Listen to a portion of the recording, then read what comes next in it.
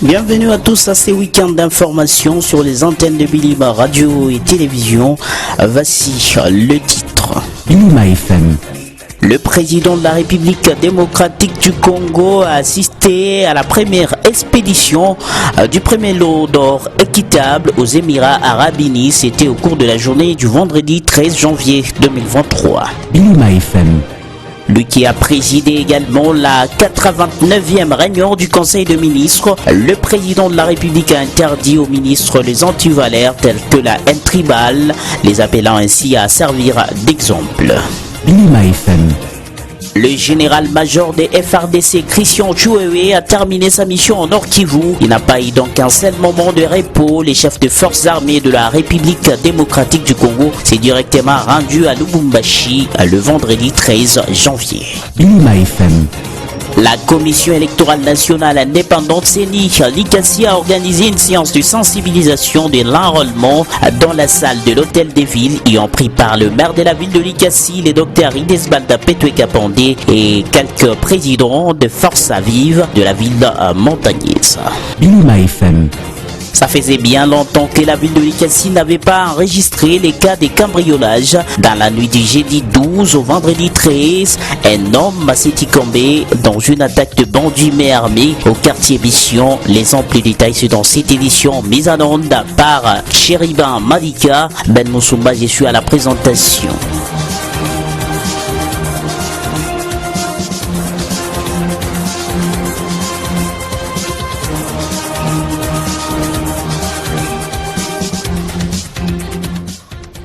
Encore une fois, bienvenue à tous. La République démocratique du Congo a expédié son premier lot d'or équitable aux Émirats Arabes Unis ce vendredi 13 janvier 2023 par les billets de la société de droit congolais Primera Gold DRC. C'était en présence du président de la République Félix-Antoine Tshisekedi Tshilombo et le prince des Émirats Arabes Unis.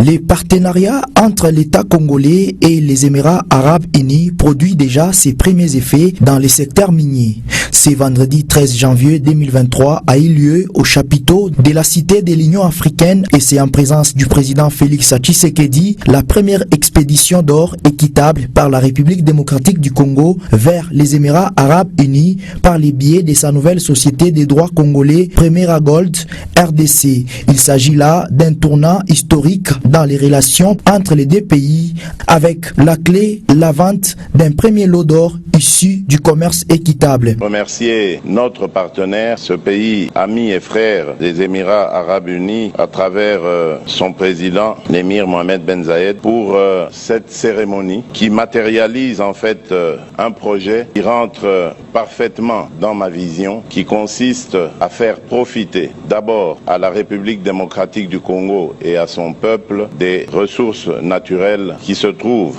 dans son sous-sol. Ces ressources naturelles sont amenées ou sont appelées à apporter des ressources financières à nos pays et non pas à amener un lot de malheur et de désolation. L'accord précité a l'avantage de garantir de bonnes conditions de travail et de vie aux créateurs artisanaux vivant dans l'Est du Congo, plus précisément ceux du Sud Kivu réunis en coopérative. Ceux-ci pourront dès lors vendre directement les clients finaux sans intermédiaire, devenant ainsi partie prenante au processus. Et puis à la 89e réunion du Conseil de ministres tenue le vendredi 13 janvier 2023, le président de la République a interdit aux ministres les antivaleurs tels que la haine tribale, les appelant ainsi à servir d'exemple. Félix Tshisekedi a indiqué un possible remaniement du gouvernement dans un avenir proche. Reportage. Alors que la situation relative à la composition du gouvernement Sama Lukonde demeure demeure floue. Depuis les départs de Moïse Katumbi et son parti Ensemble pour la République de l'Union sacrée pour la Nation, le chef de l'État Félix Tshisekedi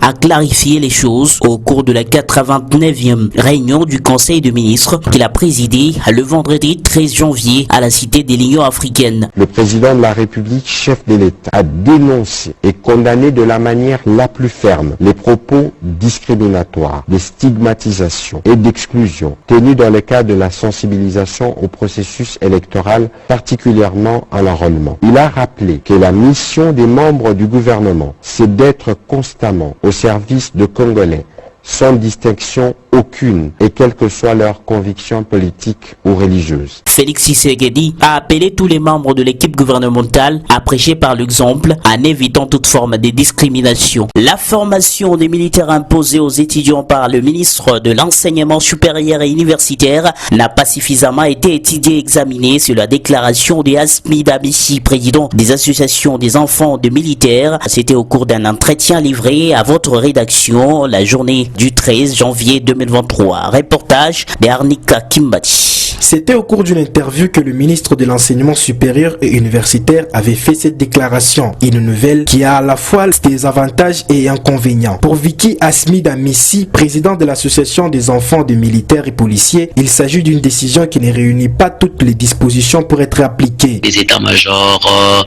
ministère de la Défense, tout le monde, il devait quand même consulter tout le monde là-bas pour que cette déclaration devienne une loi. Parce que, j'aimerais dire, une décision devient opposable à tous lorsqu'il est une loi dûment votée et promulguée, c'est ça, non? C'est pas par une déclaration devant un micro que la déclaration devienne loi.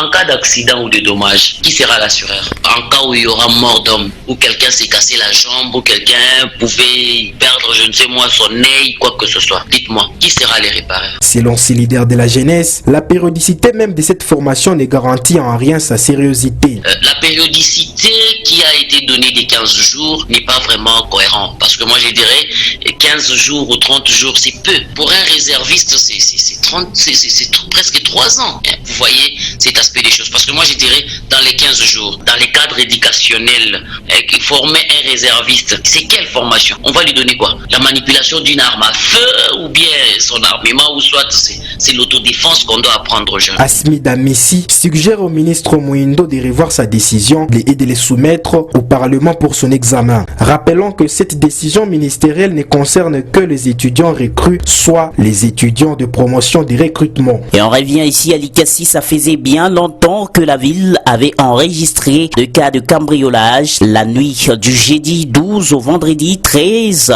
un homme s'est tombé dans une attaque de bandits mais armés. C'était au quartier Mission. Ces malfrats ont emporté également d'importantes sommes d'argent à leur passage. Bénédicta Mujinga nous retrace les faits dans cet élément. La nuit du jeudi 12 au vendredi 13 janvier 2023 était plus longue que d'habitude. Un jeune homme marié et père d'une famille âgé de 25 ans révolu s'est tombé. Bonheur Kangela était la cible d'un groupe de bandits mais armés qui lui ont administré plusieurs coups de balle avant d'emporter des sommes importantes d'argent qui lui servaient d'échange puisqu'étant cambiste de profession. Nous sommes désolés, ici nous sommes au quartier Mission, sur l'avenue Moussomoï, numéro 38. Ce soir, nous avons été cambriolés par des bandits. Ils sont venus à la maison. Et quand ils sont venus à la maison, c'était avec leur mission, c'était de tuer le monsieur en question qui s'appelle Bonheur Kangela. C'est un père de famille. Ils l'ont tué et ils ont pris le bien, ils ont pris l'argent, ils ont pris les téléphones et ils sont partis. Ici où nous sommes, on est en train de se demander parce que l'intervention est venue, c'était 1 heure ou 45 minutes après que l'intervention est venue. Après constat de l'intervention de la police, ils étaient enfermés dans la maison. Mais c'est que nous avons constaté qu'ils étaient en tenue civile et aussi ils étaient armés parce qu'il y avait des munitions et des coups de balles et des coups de feu. Et c'est fait entendre dans le quartier, tout le monde est témoin de tout ce qui s'est passé la nuit d'aujourd'hui. La population de ce quartier ont affirmé avoir alerté en poussant des cris, ce qui n'a pas du tout empêché d'opérer en toute quiétude, d'où cette SOS. Tôt dans la matinée, les autorités locales se sont saisies du dossier. Le maire de la ville, le docteur Petwe Kapande, a appelé la famille au calme en attendant les résultats des enquêtes. De telle sorte que, dans cette fois, parce que justice huku vitu vingine kama hauna justice hautakomprendre, mais avocat peut savoir exactement. Et même je sais que leo corps haiappartenait aux familles, même kama mnaomba sana mbele auditorat takatara. Pourquoi? Parce que auditeur anapasha kutuma réquisition à médecin kwa médecin directeur mwile morgue hôpital, de telle sorte que médecin a déterminé exactement kitu gani ni coup gani il a entraîné mort. Parce que babandi peuvent être même à 4 à 5 nabataua mundu wote ba 5 ni coup ya moya njo itafanya vile. Il est à signaler que c'est la première fois depuis plus de 3 mois d'accalmie que la ville enregistre un cas de cambriolage. Le général-major des FARDC Christian Tchouévé a terminé sa mission au Nord Kivu. Il n'a pas donc eu un seul moment de repos. Les chefs des forces armées de la République démocratique du Congo s'est directement rendu à Lubumbashi ce vendredi 13 janvier de l'an courant, avec comme objectif avoir un aperçu général de la situation sécuritaire du Haut-Katanga. Reportage.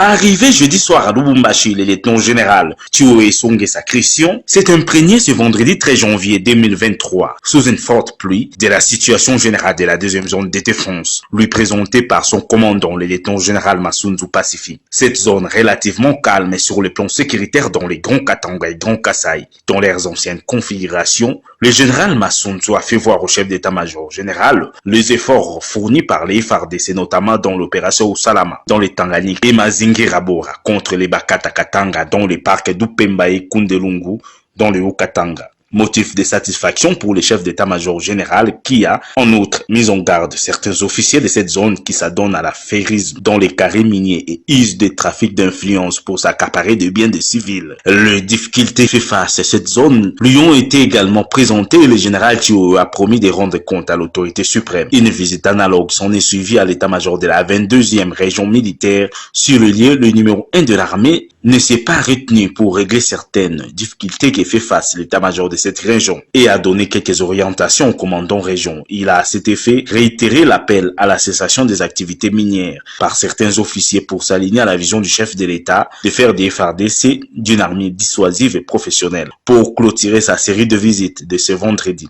le général Tchoué est allé présenter ses civilités au gouverneur Jacques Kiabula Kwete du Haut-Katanga et a visité les vivres et matériels entreposés sinon militaires en formation à la base de Kamina, prochaine destination de son inspection.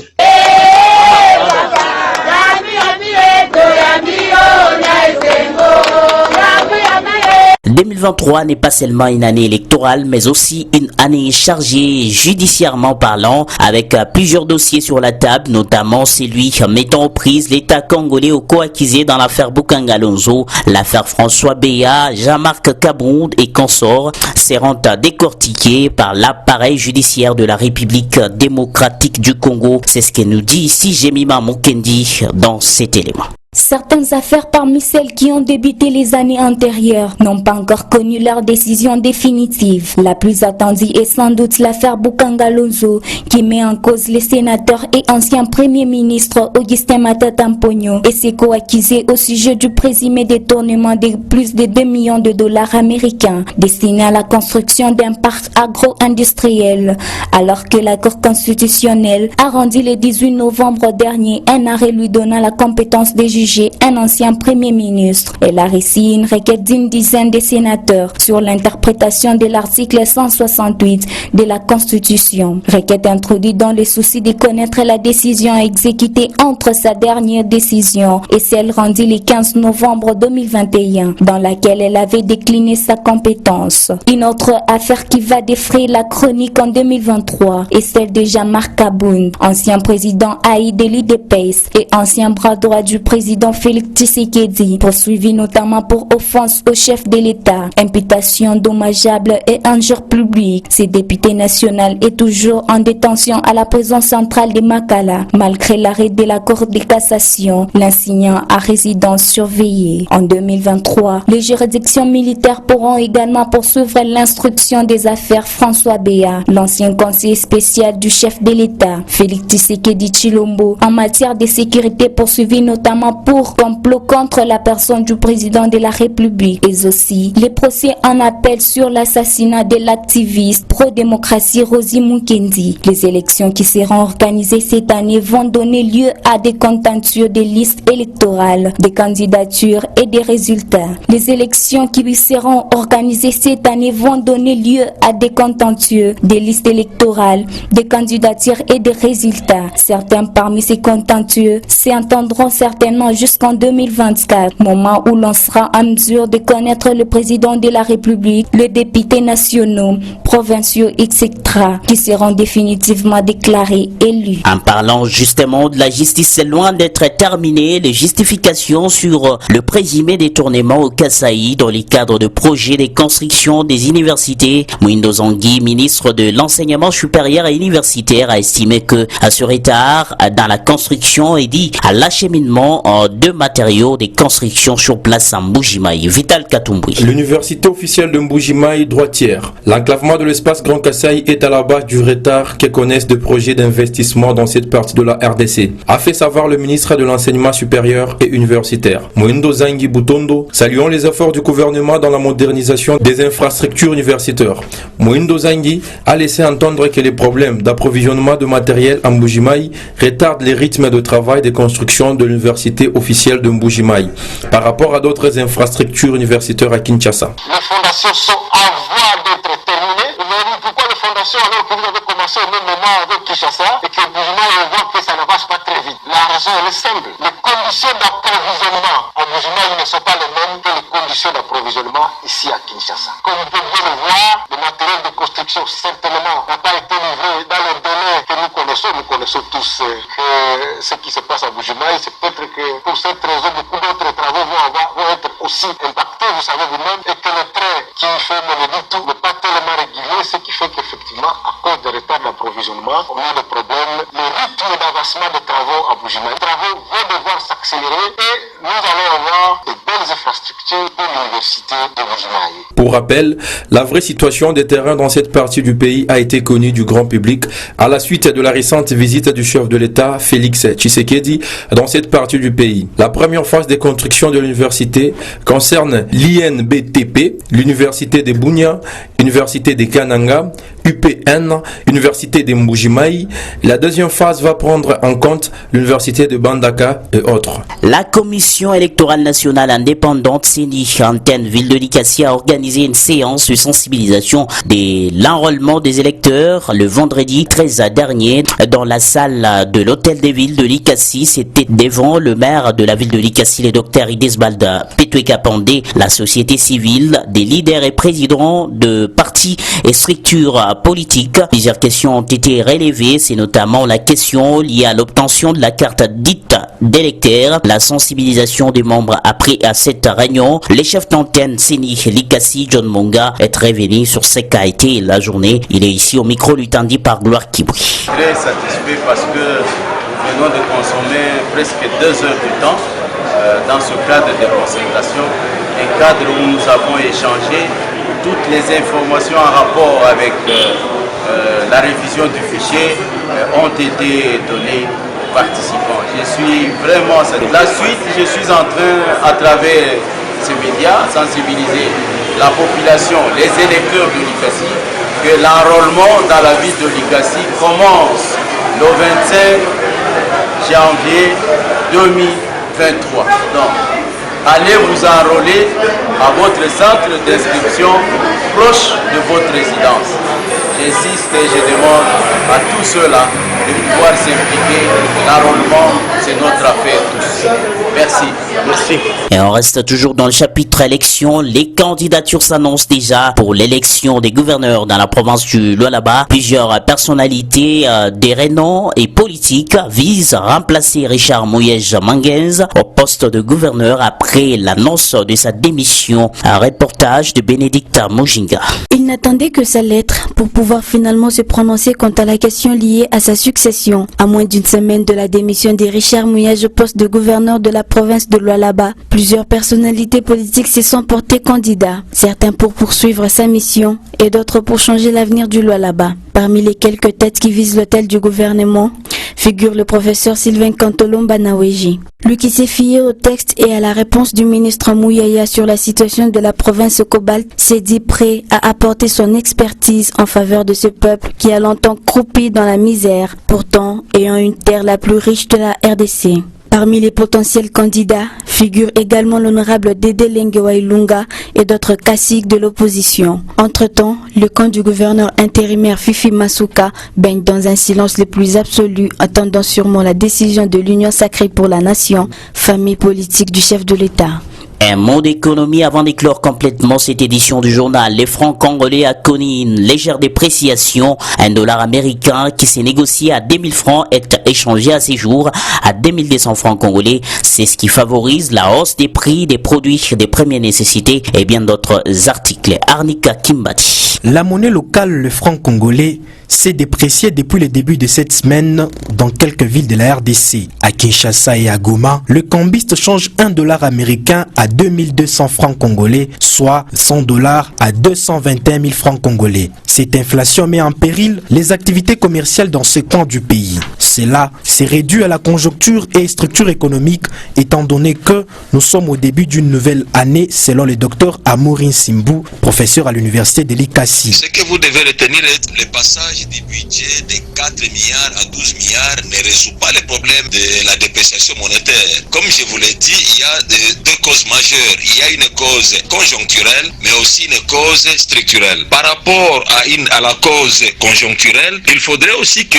l'État puisse agir de manière conjoncturelle. Et là, c'est pratiquement par la politique de l'adjudication publique. L'État, à travers la Banque centrale, doit mettre en circulation des devises, doit injecter des devises en circulation. À lui d'ajouter que le gouvernement congolais devrait stabiliser les taux de change pour accorder de la valeur à la monnaie locale. Cette situation qui s'est généralisée sur toute l'étendue du territoire national risque d'impacter négativement les trains de vie de la population qui déjà était sous le point de tergiverser.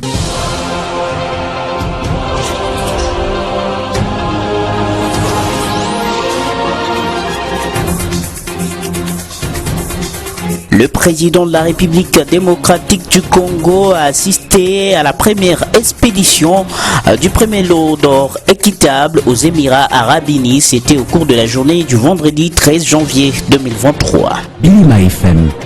Lui qui a présidé également la 89e réunion du Conseil de ministres, le président de la République a interdit aux ministres les antivaleurs tels que la haine tribale, les appelant ainsi à servir d'exemple. Bilima FM. Le général-major des FRDC, Christian Tchouévé, a terminé sa mission au Nord Kivu. Il n'a pas eu donc un seul moment de repos. Les chefs de forces armées de la République démocratique du Congo s'est directement rendu à Lubumbashi le vendredi 13 janvier. Bilima FM. La Commission électorale nationale indépendante CENI, l'ICASI, a organisé une séance de sensibilisation de l'enrôlement dans la salle de l'hôtel des villes, y ont pris part le maire de la ville de l'ICASI, le docteur Idesbalda Petwekapandé et quelques présidents de forces vives de la ville montagneuse. Bilima FM. Ça faisait bien longtemps que la ville de l'ICASI n'avait pas enregistré les cas de cambriolage. Dans la nuit du jeudi 12 au vendredi 13, un homme s'est tombé dans une attaque de bandits mais armés au quartier Mission. Bilima FM. Cette édition d'information est les fruits du travail collectif de la rédaction des Bilima Radio et Télévision sous la supervision de Franck Richard Moukessa, la programmation de David Amalol, une réalisation de Chéribin Madiga, Ben Moussoumba, je n'étais que la bouche utilisée. D'ici là, portez-vous bien, voter est un droit, l'enrôlement est un devoir. Ainsi donc, nous appelons tous les licassiens à pouvoir s'enrôler lorsque les bureaux de la Commission électorale nationale indépendante seront ouverts. Bon week-end à tous.